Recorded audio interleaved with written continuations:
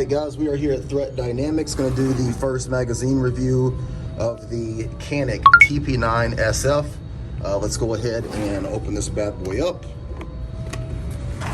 Absolutely beautiful firearm. We're going to get the magazines loaded up, take some shots with it. I do have a Holosun optic that I have not obviously mounted to this. I'm just now opening up the box.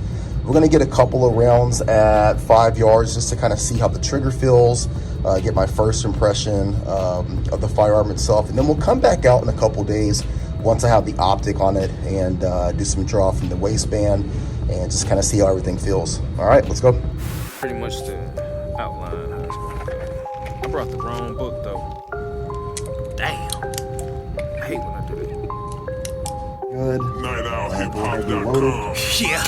Holy smokes, I'm no joke out the bullpen. Bringing nothing but heat, leave you hanging like clothespins. He's a beast when he goes in, ice cold frozen. The first round draft pick, #1 chosen. First 6 shots through the TP9.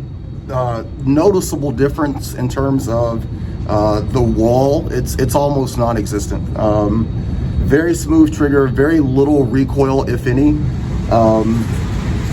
Stayed pretty center mass, lost my last shot there, dropped it a little bit low. I'll turn the camera here, let you guys see. So those are my first 6 rounds. Kind of yanked that last one, but yeah, you know, never having shot the firearm. I mean, it's butter smooth, but it's something to get a little used to because, like I said, there's no discernible wall like on the Glock. So we're gonna load it up with another 6 and see how it feels. And the #1 spokesman is my devotion. That I'm dedicated to the rhyme is my own notion. Brown water's the potion, it put hair on your chest. Or you could put one in the air and it'll put you to rest.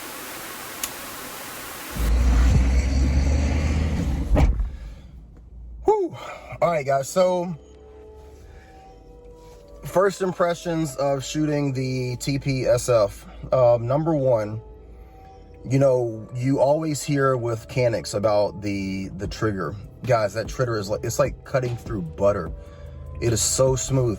One of the things that's really different, like when you fire a Glock, there's a discernible wall. Like when you take that slack up, there's a discernible wall where you're like, okay, that's the wall, and then the gun breaks.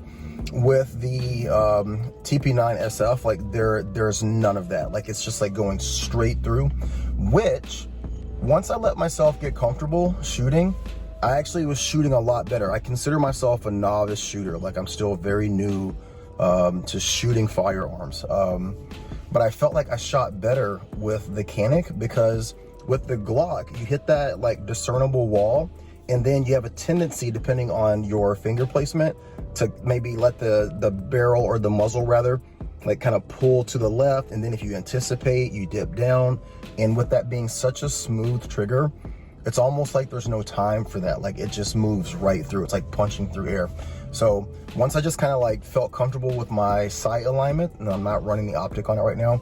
Once I felt comfortable with driving it out, getting that sight picture in and just letting go on the trigger, even if I had like a lot of finger in the trigger or like a little bit less finger in the trigger, I was still getting pretty good groupings and felt really confident with it. So man, this gun, it might be a game changer, man. Like it's so smooth. So I'm gonna try and put like another 50 to 100 rounds through it, maybe tomorrow, depending on my schedule, and just kind of see how I feel about it, because this might end up being a concealed carry option. I'm really happy with it. So just my thoughts, guys. All right.